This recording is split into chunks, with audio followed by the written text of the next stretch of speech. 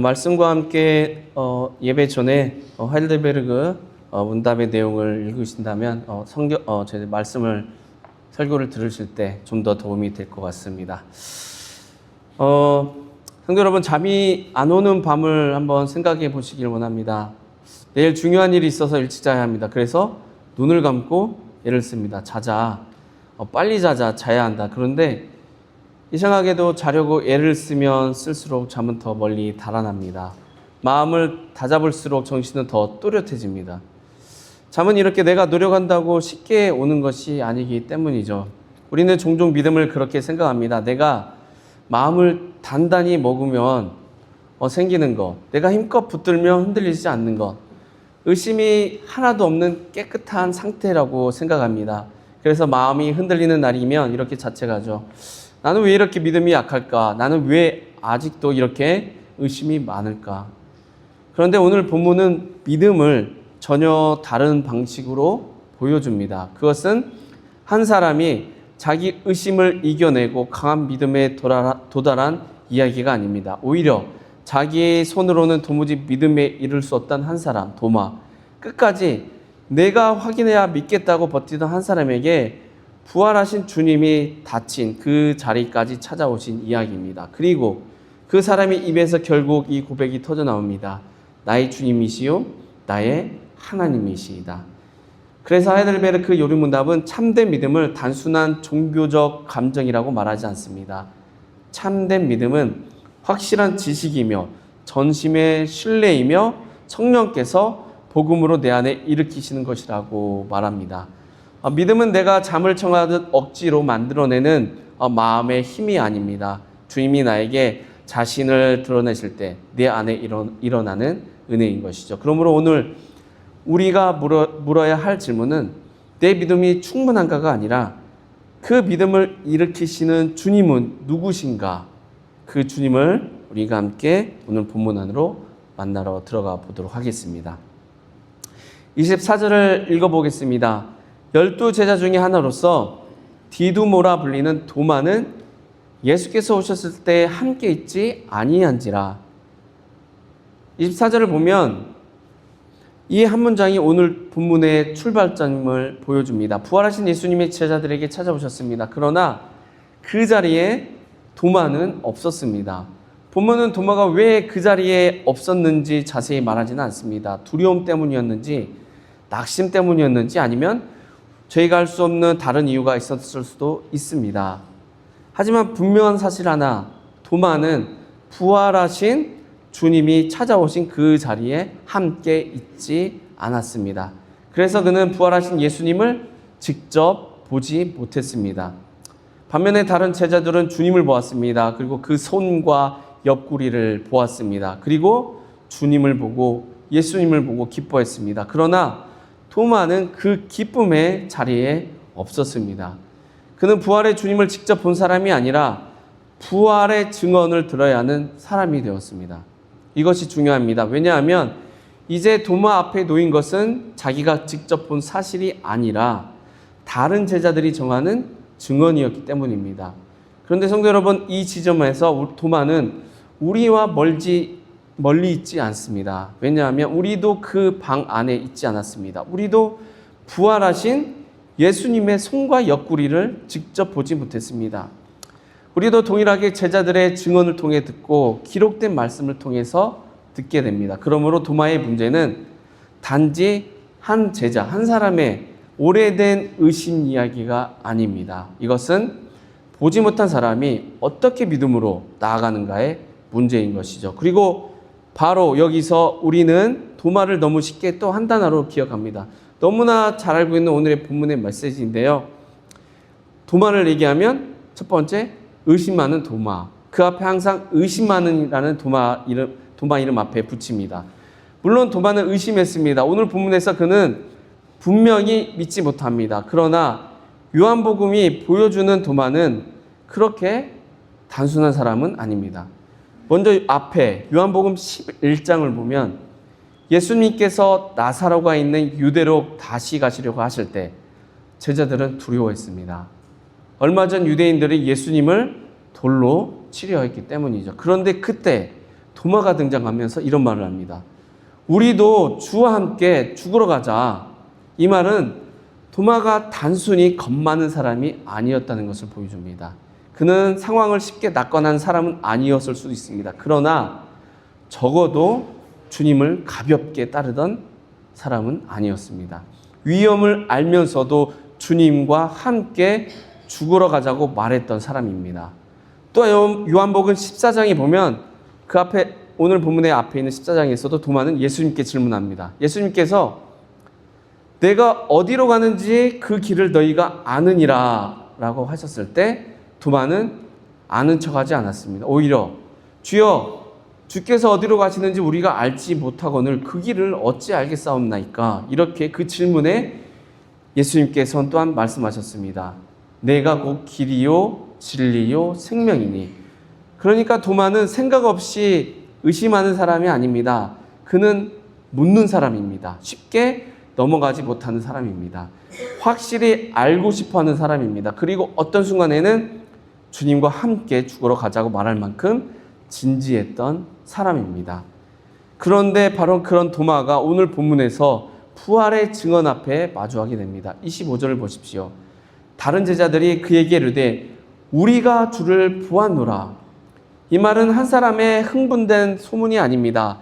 다른 제자들이 함께 있었던 제자들이 여러 명의 제자들이 함께 전한 증언입니다. 그리고 그들이 말한 것은 단순히 이상한 일을 보았다는 것이 아닙니다. 우리가 주를 보았노라. 바로 앞 문맥이 20절을 보면 예수님께서 제자들에게 손과 옆구리를 보여주셨고 제자들은 주를 보고 기뻐했습니다. 그러니까 제자들의 증언은 분명합니다. 십자가에 못 박히신 바로 그 주님이 살아나셨다는 것이죠. 그런데 도마는 이렇게 대답합니다. 내가 그의 손자국, 손의 못자국을 보며 내 손가락을 그 못자국에 넣으며 내 손을 그 옆구리에 넣어보지 않고는 믿지 아니하겠노라. 제자들은 우리가 주를 보았다라고 말합니다. 도마는 내가 보아야 한다고 말합니다. 제자들은 주를 말합니다. 도마의 말에는 내가 크게 들립니다. 도마의 문제는 질문이 있었다는 데 있지 않습니다. 질문할 수 있습니다. 흔들릴 수 있습니다. 특히 십자가에서 죽으신 예수님이 부활하셨던 소식은 가볍게 받아들일 수 있는 소식이 아닙니다. 기독교에서 말하는 믿음은 생각하지 말라는 믿음이 아닙니다. 그러나 도마의 말은 질문에서 멈추지 않습니다. 그의 질문은 깊이 들여다보면 조건이 있습니다. 보지 않고는 믿지 않겠다. 만져보지 않고는 믿지 않겠다. 내 손으로 확인하지 않고는 믿지 않겠다. 여기서 질문과 조건은 다릅니다. 요한복음 14장에서 도마의 질문은 주님께 나아가고자 하는 질문이었습니다. 주여, 그 길을 우리가 어떻게 알겠습니까? 그러나 요한복음 20장에서 도마의 말은 주님께 나아가고 또 주님을 더 알고자 하는 질문이 아니라 주님을 자기 기준 앞에 세우는 조건입니다. 이 지점에서 도마는 우리와 멀리 있지 않습니다. 우리도 예수님을 전혀 모르는 사람들이 아니죠. 복음을 듣지 못한 사람들도 아닙니다. 예배가 낯선 사람들도 아닙니다. 그런데 삶이 흔들리면 마음속에서 조용히 조건을 세웁니다. 이번에는 보여주셔야 믿겠습니다. 이번에는 납득할 수 있게 해주셔야 맡기겠습니다. 이번에는 내가 이해할 수 있어야 순종하겠습니다. 우리는 믿음을 원한다고 말하지만 실제로는 믿음보다 통제를 원할 때가 많습니다. 본문은 도마를 디두모라 불리는 도마라고 소개합니다. 디두모라는 뜻은 쌍둥이라는 뜻입니다. 성경은 그가 누구의 쌍둥이였는지 자세히 말하지는 않습니다. 그러나 이 본문을 읽다 보면 이상하게도 도마가 우리 자신의 쌍둥이처럼 느껴집니다. 주님을 모르는 사람은 아닙니다. 주님을 따르지 않았던 사람도 아닙니다. 질문이 없던 사람도 아닙니다. 그러나 결정적인 순간에 그는 말합니다. 내가 보지 않으면 믿지 않겠다. 성도 여러분, 여기서 우리는 도마의 요구가 향한 곳을 보아야 합니다. 도마가 확인하고 싶어 한 것은 예수님의 손과 옆구리였습니다. 바로 앞에서 예수님이 제자들에게 보여주신 그 손과 옆구리입니다. 같은 손이고 같은 옆구리이고 같은 상처입니다. 그러나 제자들에게 그 상처는 주님이 보여주신 은혜의 표식이었습니다. 죽으신 주님이 살아나셨다는 기쁨의 그 표시였습니다. 그런데 도마에게 그 상처는 아직 자기가 검증해야 할 증거물이었습니다. 이것이 인간의 깊은 문제입니다. 우리는 십자가의 상처 앞에서도 먼저 엎드리기보다 먼저 확인하려고 합니다. 주님이 나를 위해 찢기신 그 손과 옆구리 앞에서도 그것을 은혜로 받기보다 내가 안심하기 위한 증거로 붙들려고 합니다. 도마의 문제는 단순히 의심이 많았다는 것이 아닙니다. 그는 십자가의 상처마저 자기 확인의 조건으로 삼았습니다. 그리고 이것이 우리 안에도 있습니다. 그리스도의 상처가 나를 위한 은혜라는 말을 들으면서도 우리는 여전히 묻습니다. 정말 나에게 충분합니까? 정말 이 상황에서도 주님을 믿을 수 있습니까? 정말 내가 확인하지 않아도 맡겨도 됩니까? 그러므로 도마에게 필요한 것은 더 강한 결심이 아닙니다. 자기 안에서 의심을 억지로 눌러 없애는 것도 아닙니다.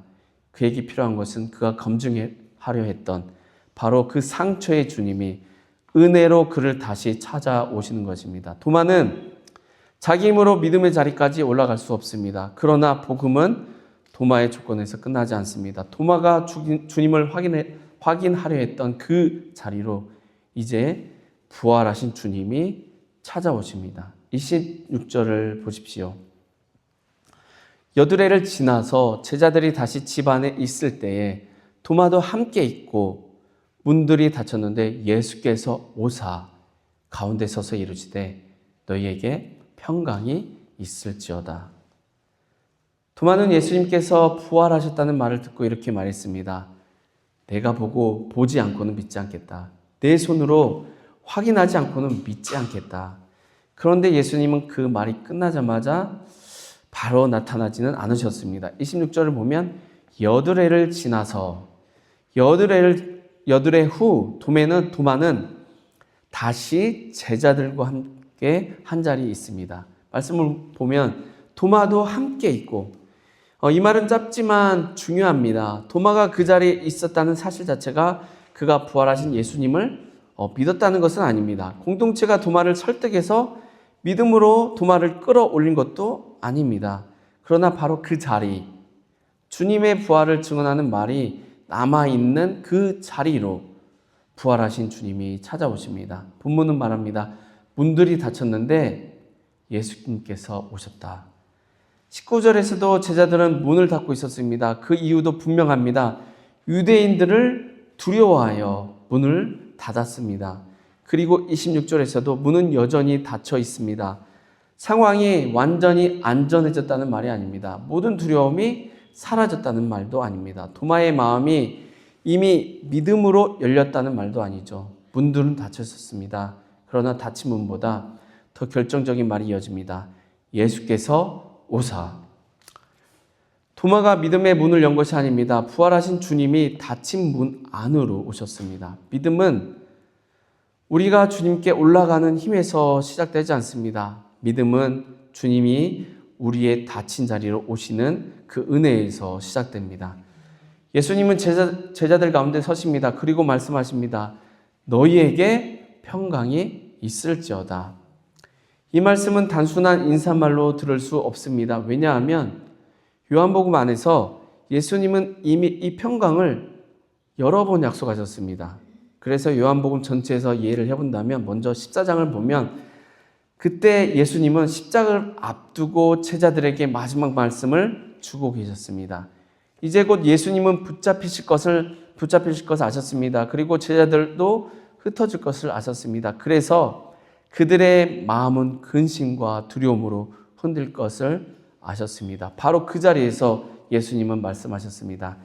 평안을 너희에게 끼치노니 곧 나의 평안을 너희에게 주노라. 내가 너희에게 주는 것은 세상이 주는 것과 같지 아니하노라. 그러니까 예수님은 제자들에게 문제가 없는 삶을 그 평안을 약속한 것이 아닙니다. 두려울 일이 없을 것이라고 말씀하신 것도 아닙니다. 오히려 예수님은 그들이 곧 흔들릴 것을 알고 계셨습니다. 그러나 그 흔들림 속에서도 주님이 주시는 평안이 있을 것이라고 약속하셨습니다.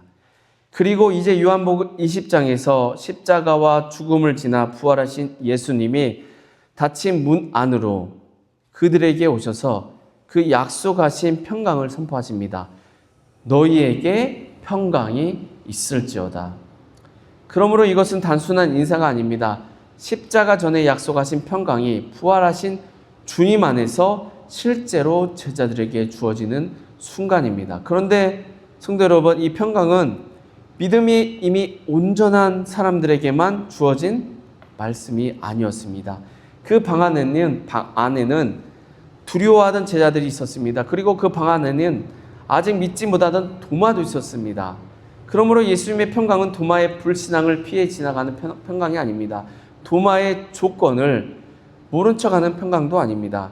주님은 평강을 말씀하신 뒤 도마가 세웠던 바로 그 조건의 자리로 다가가십니다.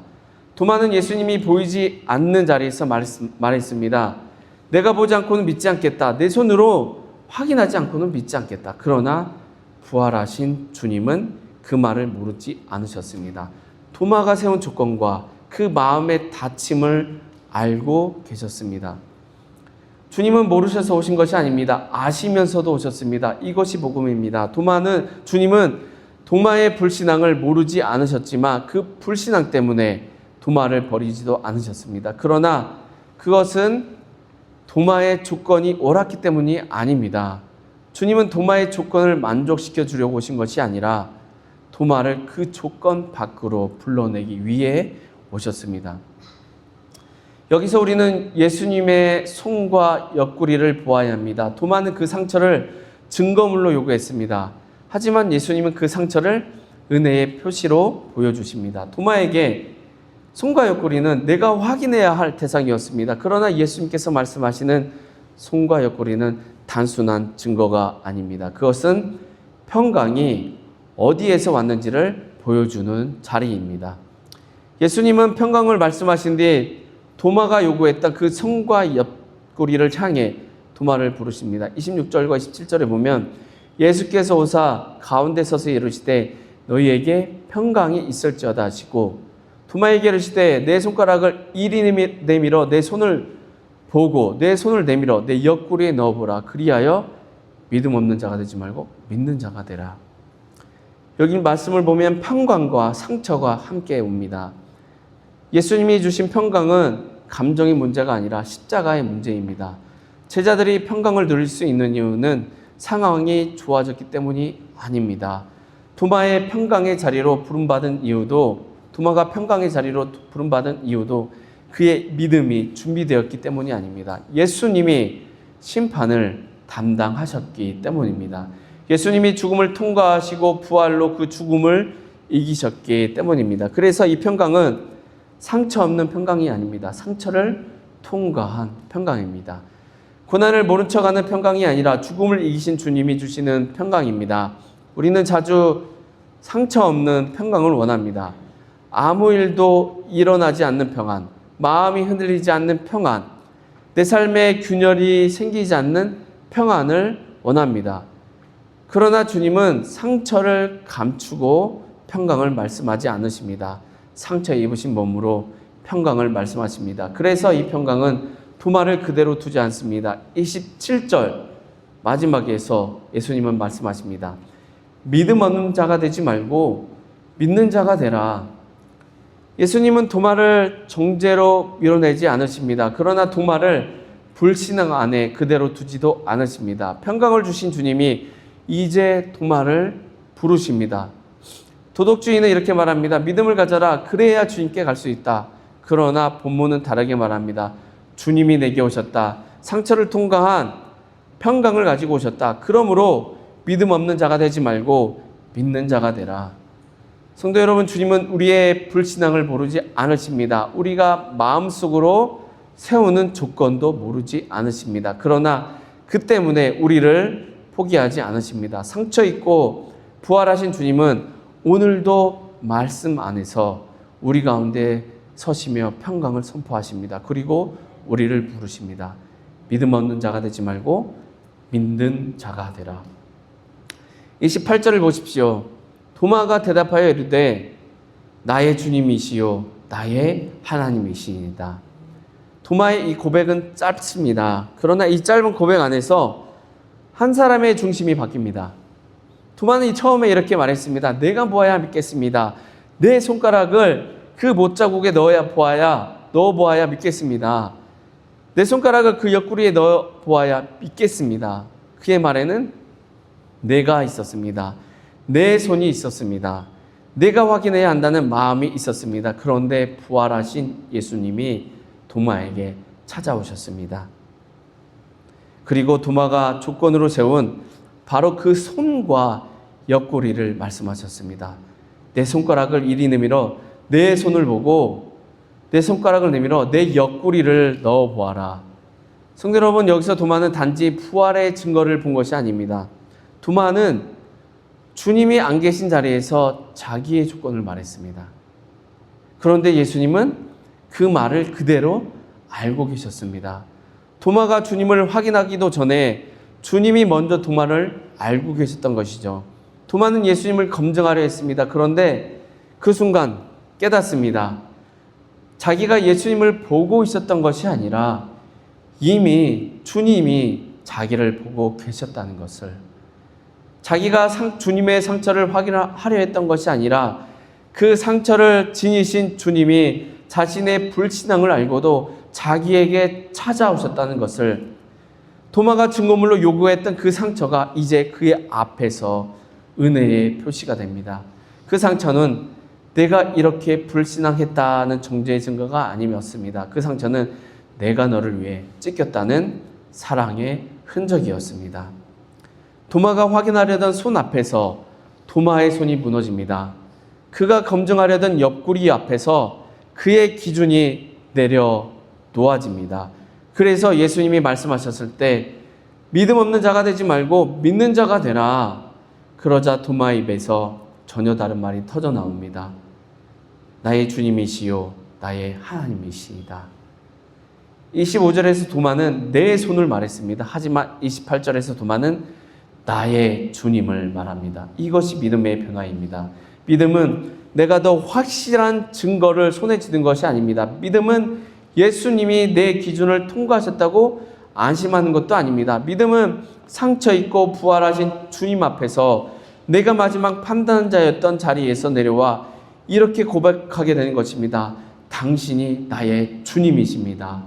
도마는 예수님을 만져 확인하려 했습니다. 그런데 요한은 오늘의 말씀을 잘 보면 도마가 실제로 예수님의 손과 옆구리를 만졌는지 기록하지 않습니다. 예수님은 내 손가락을 이리 내밀어라고 말씀하셨지만 본문은 도마가 직접 손을 내밀었다고 전혀 기록하지 않습니다. 바로 그 다음에 기록된 것은 오히려 도마의 손이 아니라 도마의 고백입니다. 믿음의 결정적인 순간은 도마의 손끝에서 그의 확인에서 일어난 것이 아니라 자기 불신앙을 알고도 찾아오신 주님 앞에서 일어났기 때문입니다. 도마는 예수님을 만지려 했지만 결국 예수님께 붙들렸습니다. 그래서 이 고백은 어떤 교리시험의 정답이 아닙니다. 은혜 앞에서 무너진 사람의 항복입니다. 도마는 이제 증거를 확인했습니다 라고 말하지 않습니다. 이제 납득했습니다 라고도 말하지 않습니다. 그는 말합니다. 나의 주님, 나의 하나님. 이 말은 도마가 더 이상 예수님을 자기 기준 앞에 세우지 않겠다는 고백입니다. 자기 눈과 자기 손을 마지막 판단자로 삼지 않겠다는 고백입니다. 예수님의 주권 아래 자신을 내려놓는 고백입니다. 성도 여러분, 이것이 참된 믿음입니다. 참된 믿음은 예수님에 대한 정보를 많이 아는 것에서 끝나지 않습니다. 참된 믿음은 예수님이 누구신지를 알고 그분께 나를 맡기는 것입니다. 도마는 단지 예수님이 다시 살아나셨다는 사실만 인정한 것이 아닙니다. 그는 부활하신 예수님이 누구신지를 고백합니다. 그분은 주님이십니다. 그분은 하나님이십니다. 요한복음은 처음부터 이 사실을 말해왔습니다. 태초에 말씀이 계시니라. 이 말씀은 곧 하나님이시니라. 요한복음의 처음에서 선포된 진리가 이제 무너졌던 한 제자의 입술에서 고백이 됩니다. 나의 하나님이시니이다. 오래 신앙생활을 하면 이 고백이 익숙해질 수 있습니다. 우리는 예수님은 주님이십니다 라는 말을 합니다. 예수님은 하나님이십니다 라는 교리도 합니다. 그러나 삶이 흔들리는 순간 우리의 실제 고백이 드러납니다. 주님, 제가 이해할 수 있어야 합니다. 주님, 제가 안전하다고 느껴야 합니다. 주님, 제가 확인할 수 있어야 합니다. 입술로는 주님이라고 부르지만 실제로는 주님을 내 확인 앞에 세울 때가 있습니다. 말로는 하나님이라고 고백하지만 삶에서는 내가 마지막 판단자가 되려고 할 때가 있습니다. 그러므로 도마의 고백은 우리에게 묻습니다. 예수님은 단지 교리 속의 주님이십니까? 아니면 나의 주님이십니까? 예수님은 단지 교회가 고백하는 하나님이십니까? 아니면 나의 하나님이십니까? 그런데 예수님은 여기서 도마만 보고 계시지 않습니다. 29절에서 예수님의 시선은 더욱더 넓어집니다. 그 방 안에 없었던 사람들, 부활하신 예수님의 손과 옆구리를 직접 볼 수 없을 모든 성도들에게 향합니다. 보지 못하고 믿는 자들은 복되도다. 성도 여러분, 이 말씀 안에 누가 있습니까? 우리가 들어있습니다. 우리는 그 방 안에 없었습니다. 우리는 도마처럼 예수님의 손과 옆구리를 보지 못했습니다. 그렇다면 우리는 도마보다 예수님을 가까이 하지 못한 사람들입니까? 아닙니다. 요한은 곧바로 이 복음서가 기록된 이유를 말합니다. 이것을 기록함은 너희로 예수께서 하나님의 아들 그리스도이심을 믿게 하려 함이요 또 너희로 믿고 그 이름을 힘입어 생명을 얻게 하려 함이니라. 보지 못하는 우리는 어떻게 믿습니까? 기록된 복음의 말씀을 통해 믿습니다. 성령께서 그 말씀으로 우리 안에 참된 믿음을 일으키십니다. 이것이 우리가 오늘 요리문답에서 들은 참된 믿음입니다. 참된 믿음은 막연한 종교적 감정이 아닙니다. 예수님이 누구신지를 아는 지식입니다. 그리고 나의 주님이라고 그분께 나를 맡기는 신뢰입니다. 이 믿음은 내 안에서 억지로 만들어내는 감정이 아니라 성령께서 복음으로 내 안에서 일으키시는 은혜입니다. 그래서 우리는 보지 못했지만 복된 사람들입니다. 그리고 요한은 말합니다. 그 이름을 힘입어 생명을 얻게 하려 함이라. 여기서 마지막으로 붙들어야 할 말은 이것입니다. 그 이름을 힘입어. 생명은 우리의 믿음의 강도에서 오지 않습니다. 생명은 예수 그리스도의 이름에서 옵니다. 우리의 믿음은 때로 떨립니다. 우리의 고백은 때로 작습니다. 그러나 우리가 믿는 그 이름 예수 그리스도는 흔들리지 않습니다. 십자가에서 못 박히시고 부활하신 주님의 이름, 믿음 없는 자를 믿는 자로 부르시는 이름, 그 이름을 힘입어 생명을 얻습니다. 그러므로 오늘 우리의 믿음은 내 손을 자랑하지 않습니다. 내 확신의 정도를 자랑하지 않습니다. 우리의 믿음은 그 이름을 붙듭니다. 더 깊이 말하면 그 이름을 가지신 주님께 붙들립니다. 도마의 고백은 도마에게서 끝나지 않습니다. 그 고백은 보지 못하는 우리를 향한 복음의 길을 엽니다. 우리는 그 손과 옆구리를 직접 보지 못하지만 기록된 말씀 안에서 그리스도를 만납니다. 그리고 그 이름을 힘입어 생명을 얻습니다. 그래서 우리의 마지막 고백도 이것입니다. 나의 죄보다 깊은 은혜로 오신 주님, 나의 불신앙보다 더 신실하신 주님, 나를 위해 상처 입으시고 부활하신 주님, 그 주님 앞에서 참된 믿음은 이렇게 고백합니다. 나의 주님이시요 나의 하나님이시니이다. 성도 여러분, 오늘 말씀을 마치며 우리 자신을 다시 돌아보게 됩니다.